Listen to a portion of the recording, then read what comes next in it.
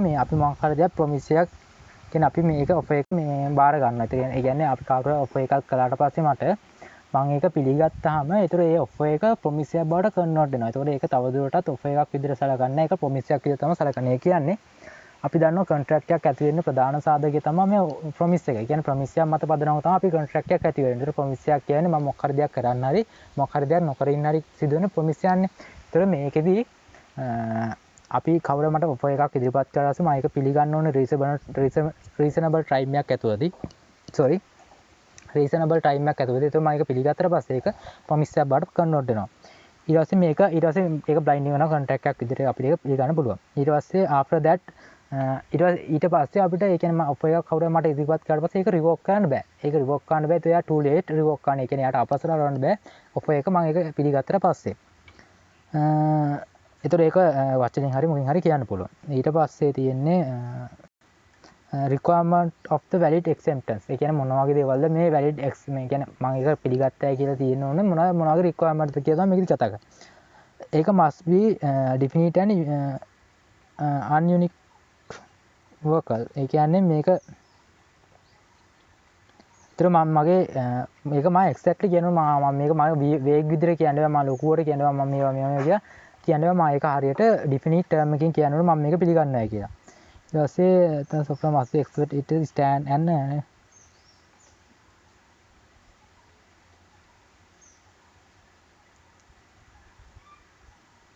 ඒතර මේකෙදි මම කවුන්ට් ඔෆර් එක පිළිගත්තොත් ඒතකොට මගේ එයාගේ ඔරිජිනල් ඔෆර් එක කැන්සල් වෙනවා. කොහොමද කවුන්ට් ඔෆර් එක දැම්මට පස්සේ ඔරිජිනල් ඔෆර් එක කොහොමද කැන්සල් වෙනවා ටර්මිනේට් වෙනවා. ඒක තමයි කියන්නේ. ඒතර මම ඔෆර් එක පිළිගන්නවා නම් මම ඩිෆිනිට් ටර්ම් එකකින් කියන්න ඕනේ. ඒ කියන්නේ මම හරියටම කියන හරි මම ඔය ඔෆර් එක පිළිගන්නවා කියලා. මම බලන්නම් මෙහෙම කියලා කියන්න බෑ. මම හරියට කියන්න ඕනේ ඔෆර් එක ඩිෆිනිට් ටර්ම් එකකින්. ඊට පස්සේ තියෙන්නේ acceptance must be made before offer revoke or lapse. ඒ කියන්නේ ඒක lapse වෙන්න හරි revoke වෙන්න කලින් හරි මම මගේ පිළිගැනීම මම පිළිගත්තා කියලා කියන්න ඕනේ.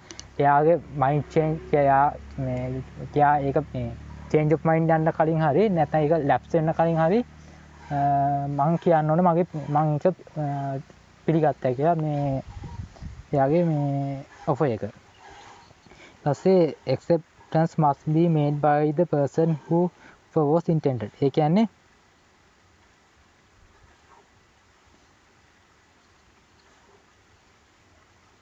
ඒතර මේකදී මේ රිවෝක් අපි මේ change of mind කියන එක රිවෝක් කරන එක third party එකට ලවා කියවා ගන්න මේ කමියුනිකේට් කරන්න පුළුවන් වුණාට පිළිගන්න එක මම තමයි කරන්නේ. ඒ කියන්නේ ඔෆර් කරන එක කියනම තමයි ඒක පිළිගන්න ඕනේ. නැත්නම් third party එකක් ඇවිල්ලා පිළිගත්තොත් ඒ කියන්නේ මම මොකක් හරි බාණ්ඩයක් විකුණනකොට මම ඔෆර් එකක් කරනවා කාට හරි ඒක පිළිගන්න ඕනේ මමමයි. කියන්නේ ඒක විකුණන කෙනාම තමයි පිළිගන්න ඕනේ. ඒක ඇවිල්ලා විකුණන වෙන කෙනෙක් third party එකට පිළිගන්න බෑ. මම හරි අපි මේක පිළිගන්නවා කියලා කියන්න බෑ.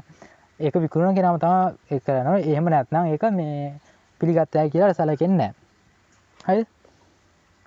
buyer to seller. ඒ කියන්නේ buyer තමයි ඔෆර් එක දෙන්නේ. seller තමයි ඒක පිළිගන්නද seller තමයි ඒක පිළිගන්න ඕනේ. වෙන කෙනෙක්ට ඒක පිළිගන්න බෑ. Acceptance must be made in the manner prescribed by the offerer. ඒ කියන්නේ acceptance must be made in the manner prescribed by the offerer. ඒ කියන්නේ මම මේක පිළිගන්න ඕනේ ඔෆර් කියලා තියෙනවා නම් මම පිළිගන්න ඕනේ විදිය. ඒ කියන්නේ මම මේක ලෙටර් එකකින් ඔයාලට දන්නවනු නැත්නම් කමියුනිකේට් කෝල් කරලා කියන්න ඕනේ. ඒතකොට මම මේ විදිහට තමයි එයාට කියන්න ඕනේ හරි මම මේක පිළිගන්නවා කියලා. expressly prescribe. ඒ කියන්නේ මම කොහොමද එයා ඔෆර් එක කියනවා නම් මට මේක කෝල් එකක් දාලා මේ කියන්නේ කියලා මට එයාට ඊමේල් කරන්න බෑ. ඒත් මම කෝල් එකක් දාලා මම කියනවා හරි මම කෝල් එකක් දාලා කියන්න ඕනේ මම මේක මෙහෙම පිළිගන්නවා කියලා. ඒක එයා එක්ස්ප්‍රෙස්ලි කියලා තියෙන විදිහට අපි ඒක මේ පිළිගන්න ඕනේ. මම එහෙම කිව්වේ නැත. එයා හිතනවා මම එයා කිව්වා මට මේක කොන්ට්‍රැක්ට් එක පිළිගන්නකොට මට ඇවිල්ලා මීට් වෙලා අපි මේක මීට් වෙලා පිළිගමු කියලා කියන්නේ මගේ ඔෆර් එක මම හම්බෙලා පිළිගන්න කියලා කිව්වොත් මම ගිහිල්ලා යාව මීට් වෙලා කියන්න ඕනේ. එහෙම නැතු මම කෝල් එකක් දීලා කිව්වොත් මම මේක පිළිගන්නවා කියලා. ඒතකොට ඒ ඉතින් ඔෆර් එකක් ඒ කොන්ට්‍රැක්ට් එකක් නැති විදිහ තමයි ඒක සලකන්නේ.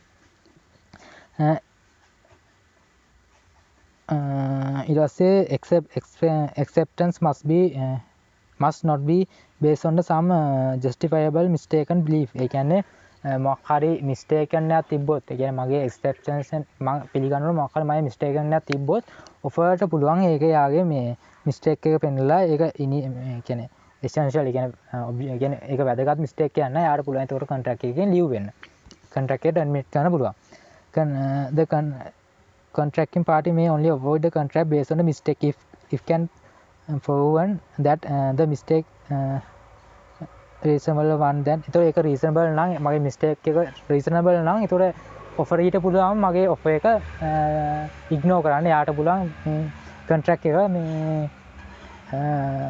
void කරන්න නේද ඒ වගේ එකක් තමයි මම ඒතර mistake කරන්නේ නැතුව කිසිම mistake එකක් නැතුව මගේ පිළිගැනීම පෙන්නන්න ඕනේ යාට ඒක තමයි මේකෙදි තියෙන්නේ ඊට පස්සේ acceptance like the offer itself must be consist with the requirement of the valid one. ඒතර ඒකෙදි අපි තියෙන requirement ඉදිරිපත් කරනවා. ඒ කියන්නේ මම පිළිගන්නවා නම් ඒකේ මම ඉදිරිපත් කරන ලේඛන ඒවා මේ ඔක්කොමත් එක තමයි මම ඒක ඉදිරිපත් කරනවා. ඒ කියන්නේ valid contract එකක් වෙන්න තියෙන බලපෑම් සාධක තියෙනවනේ ඒවත් එක තමයි මම acceptance එක ඉදිරිපත් කරනවා.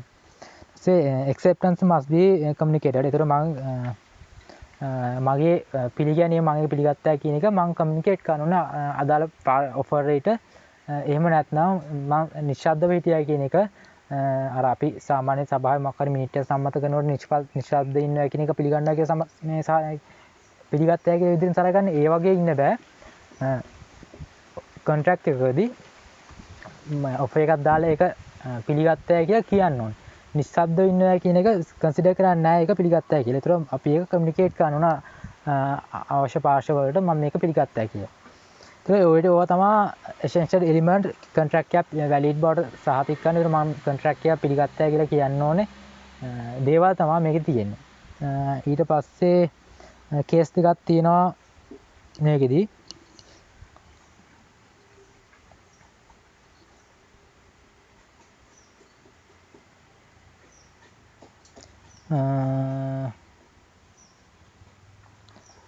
කේස් එක පොඩක් කියවන්න මේකේ තියෙන්නේ ඊට පස්සේ පෝස්ට් රූල් එක තියෙනවා කතා කරමු මේ මෙතන පොඩි කේස් දෙකක් තියෙනවා මේ ඒ දෙක පොඩක් කියවන්න මාත් එක ලොකුවට මතක නැහැ මේ මේක නම් ඕනනම් කියන්න පුළුවන් the described by the horse from his uncle he purchased for horse and said on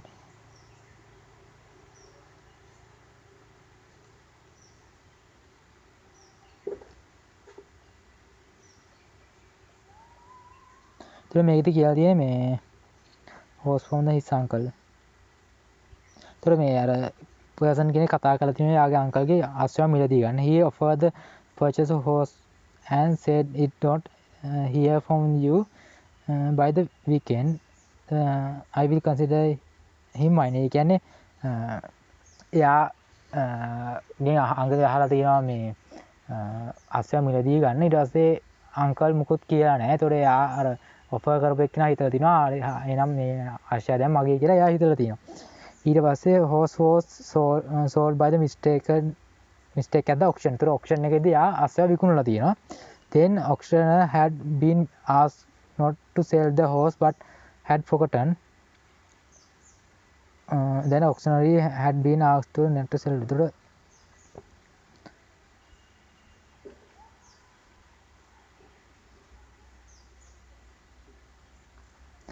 ඒතර මේකෙදි මේ කියන සයිලන්ස් ඉන්න එක මේ පිළිගත්තා එක සලකන්න බෑ කියලා. මේකේ මාත් මේක හරියට බලලා කියන මේ දැන් කේස් එකක් කිව්වම මාත් මේක හරියට එකපාර කිව්වට පස්සේ තේරෙන්නේ නැහැ. මේක මම මේ චුට්ට බලලා කියන මාත් මේක මේ Google Translate දාලා එහෙම බලලා තමයි තේරුම් ගන්න. මේකත් පොඩක් බලන්න. ඊපස්සේ acceptance by the post rule එක. දැන් මේකෙදි අපි මොකක් හරි post rule මේකේ කියන්නේ අර මම කලින් කිව්වා වගේ මේකේ පොඩි රූල් එකක් තියෙනවා. ඒ කියන්නේ මේ අපි මොකක් හරි දෙයක් පිළිගත්තා කියලා සලකන්නේ අපි පෝස්ට් කරලා ඒක පෝස්ට් බොක්ස් එකට දාන අවස්ථාව. දාන දවස තමයි ගන්න. ඒතර මේකදී the basic rule of that manner offer implies manner of the expected consumer return offer should unless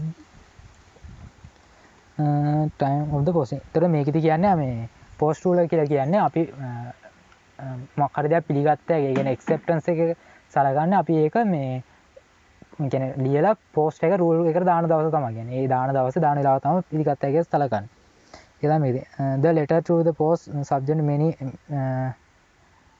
misfortunates like get lost. ඒතකොට ඒකෙදි ඩිලේ වෙන්න පුළුවන් එක එක අවස්ථා කියන්නේ අවශ්‍ය වෙන්න පුළුවන්, ඒක ඩිලේ වෙන්න පුළුවන්, ඒක නැති වෙන්න පුළුවන්. ඒතකොට ඒ වගේ දේවල් හින්දා මේක අපි සලකන්න අර දාන අවස්ථාව. ඒතකොට ඒක මේ සිස්ටම් එකේ තියෙන මොකක් හරි එකක් හින්දානේ. ඒක ඉතින් අර මේ බයගේ සෙරේගේ තියෙන මිස්ටේක් කියන්නේ මේ සිස්ටම් එකේ තියෙන එකක් හින්දාම ඒ වගේ දේවල් වෙන්නේ. ඒ හින්දා ඒක සලකන්නේ මම මොකක්ද මගේ ඔෆර් එක මම පිළිගත්තා කියලා දාන අවස්ථාවේ දාන දවසේ වෙලාව තමයි ඒක වැලිඩ් වෙන්නේ.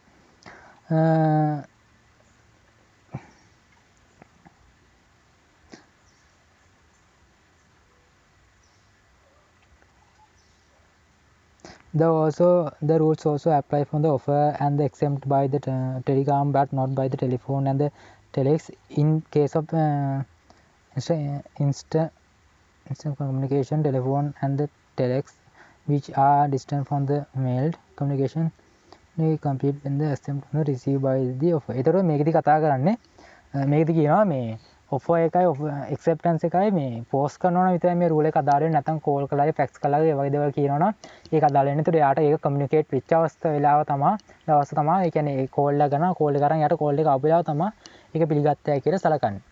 ඒක තමයි මේකෙදි කියන්නේ. ඊට පස්සේ තියෙන්නේ තව කේස් දෙකක් තියෙනවා.